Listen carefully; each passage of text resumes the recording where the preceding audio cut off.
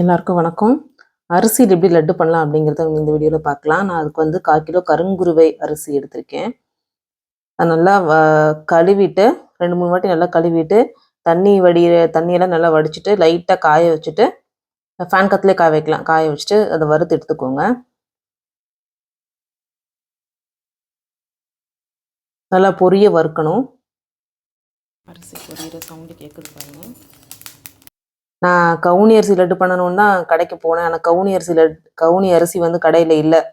ஆனால் ப்ரௌனாக இருக்கிற ரைஸ் அப்புறம் பிளாக்காக இருக்கிற ரைஸ் எதுவுமே இல்லை. ரெண்டுமே சத்து நிறையா இருக்குதுன்னு சொல்லிட்டு ஒரு டாக்டர் ஒருத்தவங்க சொல்லியிருந்தாங்க.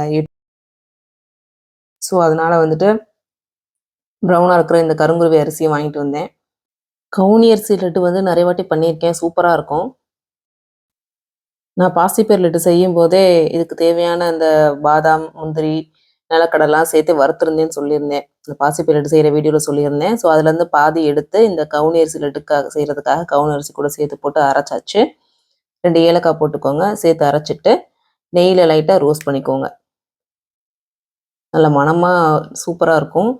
லைட்டாக ரோஸ்ட் பண்ணிவிட்டு 1/4 கிலோ வெல்லம் எடுத்து அதை கரைச்சி நல்லா வச்சுக்கணும். கரைஞ்சா போதும். வெல்லம் ஃபுல்லாக கரைஞ்சா போதும். அதை நீங்கள் இந்த வெல்லத்தை அப்படியே ஃபில்டர் பண்ணிவிட்டு அது கூட சேர்த்து இப்படி நீங்கள் சூப்பராக ஒரு ரவுண்ட் பிடிச்சி வச்சுக்கலாம். செம்மையாக வரும். ஸ்மூத்தாக வந்திருக்கு பாருங்கள்.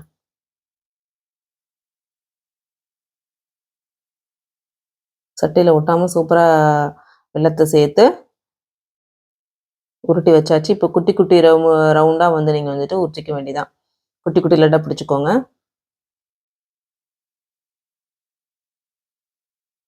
நான் சூடாக இருக்கும் போதே பிடிச்சிடணும்.